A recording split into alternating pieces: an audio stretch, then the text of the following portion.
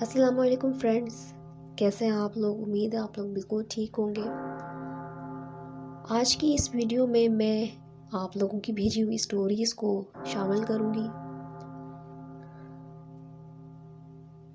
पहली स्टोरी मुझे ईमेल की है सफदर ने।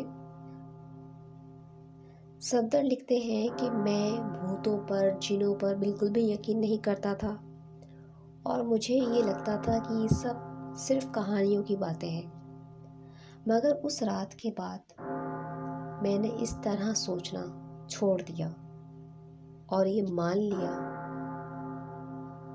कि वाकई इस तरह की चीज़ें एग्जिस्ट करती हैं। वो लिखते हैं कि मैं अपने दोस्तों के साथ बाहर खेलने जाया करता था और लेट नाइट घर आता था। वो रात भी कुछ इसी किस्म की थी जब मैं अपने दोस्तों के साथ खेल कर वापस अपने घर को जा रहा था। इत्तेफाक से उस रात हमारे एरिया की लाइट गई हुई थी। वो लिखते हैं कि हमारे एरिया में एक बहुत बड़ा मैदान है जिसको हम ईदगाह भी कहते हैं और उस ईदगाह के एक तरफ एक छोटा सा बर्मा लगा हुआ था जिससे पानी लोग भरा करते थे। बहरहाल वो लिखते हैं कि मैं अपनी धुन में म्यूज़िक सुनता हुआ कान में हैंड्स फ्री लगा के मैं चला जा रहा था कि अचानक कब मेरे पैरों से एक बच्चा टकरा गया, मुझे पता ही नहीं चला। तो वो बच्चा हंसने लगा और वो बच्चा बड़ा ही अजीब व गरीब सही था। वो लिखते हैं कि वो बच्चा एक तो बहुत ज़्यादा गोरा था, बिल्कुल गंजा था, ठीक है, और उसने बिल्कुल वाइट सा सूट पहना हुआ था और फिर उसने किसी को आवाज़ लगाई और वो किस तरीके से लगाई ये वो समझ नहीं पाया, यानी कि बच्चे की ज़बान सफदर नहीं समझ पाया। सफदर ने देखा तो 5 मज़ीद बिल्कुल एक शक्ल के बच्चे, यानी कि उस बच्चे की शक्ल के 5 और बच्चे भागे हुए एक गली से आ रहे थे। तो उन बच्चों ने कहा कि हम लोग पानी भरने जा रहे हैं और सफदर ने गौर किया तो वाकई उनके हाथों में, उन सब के हाथों में एक एक बाल्टी भी थी, छोटी साइज़ की बाल्टी भी थी उनके हाथ में। सफदर को ये बात बड़ी ही अब नॉर्मल सी लगी कि रात के इस वक्त इतने छोटे बच्चों को कोई फैमिली किस तरीके से अलाउ कर सकती है कि वो अकेले जाके अपनी मदद आपके तहत पानी भरे। खैर, सफदर 3 से 4 कदम ही दूर गया होगा कि उसको एक अंदर से फील आई कि भाई ऐसा कैसे पॉसिबल है, आखिर ऐसा कैसे पॉसिबल है। और इसी कंफ्यूजन में सफदर ने पीछे पलट कर देखा।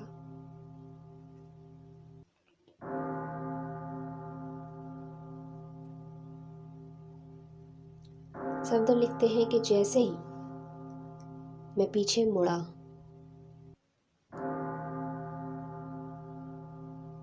तो वहाँ पर वो तमाम बच्चे मौजूद नहीं थे। सफदर पागलों की तरह भागा और वो अपने घर में आ गया और उसने अपनी वालदा को बताया जो कि उस वक्त जाग रही थी, और वो कहने लगी कि भाई वो जो मैदान है उसमें अक्सर इस किस्म के वाक़यात होते रहते हैं, स्पेशली वो जो बर्मा है जो उस मैदान के कॉर्नर पर मौजूद है। लोग कहते हैं कि वो वाकई आसिफ़ है और उसके इर्द गिर्द बहुत सी चीज़ें लोगों को नज़र आई हैं।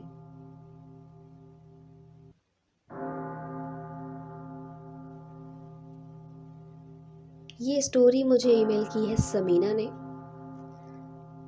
समीना कहती है कि मैं एक वर्किंग वूमेन हूँ और मैं जॉब करती हूँ, और जिस ऑफिस में मैं जॉब करती हूँ तो वहाँ पर हम लिफ्ट्स के थ्रू आते जाते हैं। बहरहाल समीना लिखती है कि हमारा जो ऑफिस है वो मतलब 5वीं मंजिल पर वाक़या है जिस बिल्डिंग में हमारा ऑफिस है। तो वो 5वीं मंजिल पर है और उस मंजिल पे जाने में जब लिफ्ट हमारी चलती है तो अक्सर ही ऐसा होता है, स्पेशली रात के वक्त ऐसा ज़रूर होता है कि हमारी जो लिफ्ट है वो तीसरी मंजिल पर रुक जाती है कुछ देर के लिए, कुछ लम्हों के लिए, खुलती है और फिर वो बंद हो जाती है।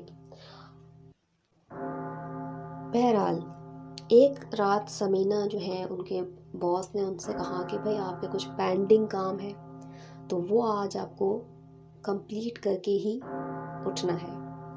तो उसी दौरान समीना लिखती हैं कि हम लोग आपस में बातें करते करते एक दूसरे से ये चीज़ डिस्कस करने लगे कि जो तीसरे फ्लोर पे लिफ्ट रुकती है आखिर उसके पीछे क्या रीज़न है। मेरे जो एक कुलीग हैं उन्होंने कहा कि क्यों ना आज हम तीनों ये एक्सपेरिमेंट करें कि आखिर ये क्या इशू है। यानी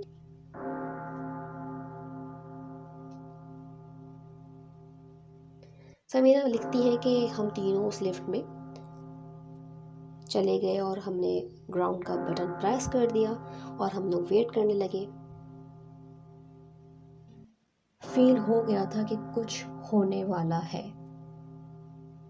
वो कहती है कि जैसे ही थर्ड फ्लोर आया तो लिफ्ट हमेशा की तरह रुक गई और हम जैसे ही लिफ्ट का दरवाज़ा खुला, अब हम लोग तीनों वेट कर रहे थे कि भाई अब दरवाज़ा बंद हो और आगे मतलब नीचे लिफ्ट जाए। तकरीबन 2 से 3 मिनट गुजर चुके थे और वो दरवाज़ा बंद होने को नहीं आ रहा था।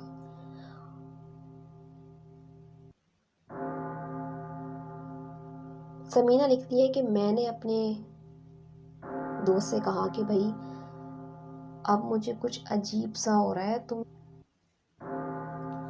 बहरहाल समीना लिखती है कि हमने मतलब लिफ्ट का बटन प्रेस कर दिया ताकि वो क्लोज़ हो जाए, बट वो क्लोज़ नहीं हो रही थी और उसी मोमेंट उन्हें बाकायदा कोई चीज़ क्रॉल करती हुई उनकी जानिब आती हुई नज़र आई। समीना लिखती है कि जैसे ही उन तीनों ने उस चीज़ को अपनी जानिब क्रॉल करते हुए देखा, लकीली उसी वक्त लिफ्ट का डोर क्लोज हो गया और लिफ्ट ग्राउंड पे आ गई। दिन के बाद से, उस वाक़े के बाद से मैंने कभी भी लेट सिटिंग नहीं करी और मेरे उन दोनों फ्रेंड्स ने भी नहीं करी और हमने अपने तमाम कुलीग्स को बताया कि वाकई थर्ड फ्लोर हॉन्टेड है।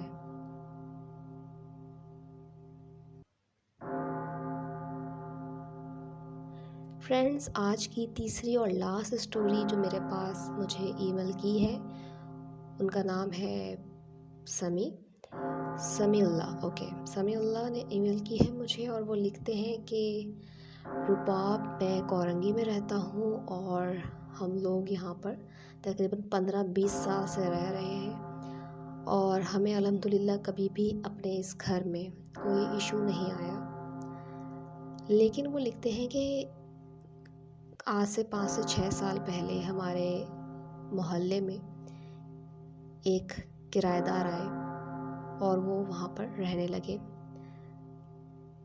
बज़ाहिर तो वो लोग नॉर्मल थे और इतना कोई हमें प्रॉब्लम नहीं करी उन्होंने कभी, लेकिन हम उनके बारे में कुछ इस तरह के ख़यालात रखते थे कि वो लोग थोड़े से अजीब हैं, यानी कि उनके यहाँ बहुत ज़्यादा तावीज़ और जादू टोना किया जाता था। ये बातें हमने लोगों से सुनी भी थी और ख़ुद अपनी आँखों से भी कभी कभी देखते थे कि वो लोग इन सब चीज़ों पे काफ़ी यकीन रखते हैं। समीउल्लाह लिखते हैं कि एक दफ़ा उस फैमिली की हमारे मोहल्ले में मौजूद एक और फैमिली से, एक और नेबर से कुछ झगड़ा हो। उस झगड़े के बाद हमने एक बात नोटिस की कि जो दूसरी पार्टी थी, यानी कि जो दूसरे नेबर्स थे हमारे, धीरे धीरे करके उनके घर में प्रॉब्लम्स आना शुरू हो गई। प्रॉब्लम्स इस तरह की जैसे कोई बीमार पड़ जाता था, किसी को डिवोर्स हो जाती थी,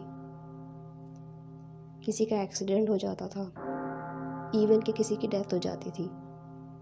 तो ये बात बड़ी अजीब लगती थी।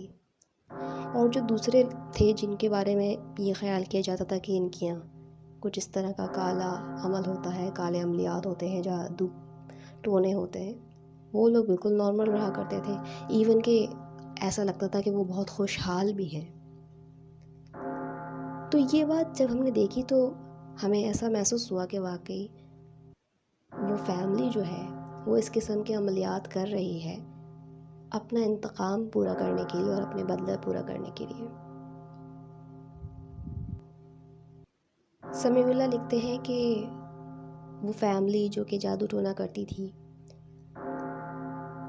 हमने एक बात नोटिस की कि यूँ तो वो बहुत खुशहाल थे और सब कुछ नॉर्मल चल रहा था, लेकिन अगर गौर करा जाए तो उन लोगों के चेहरे इस किस्म के थे जैसे उनमें नूर नहीं था, उनमें एक खूबसूरती नहीं थी, बल्कि वो ऐसे चेहरे थे जैसे बहुत सख्त और पत्थर चेहरे थे।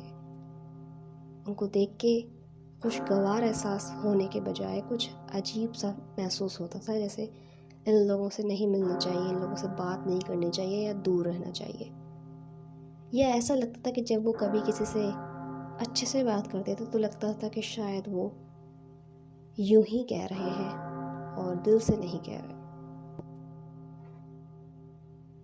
समी ने अपनी ईमेल में एक क्वेश्चन भी लिख के भेजा है और उन्होंने पूछा है कि भाई क्या आप लोगों का ख़्याल है कि इस तरह की चीज़ें एग्जिस्ट करती हैं, यानी कि कोई ऐसी फैमिली भी हो सकती है जो अपने इस किस्म के बदले और अपने इस किस्म के इंतकामात लेने के लिए लोगों की ज़िंदगियों के साथ खेले।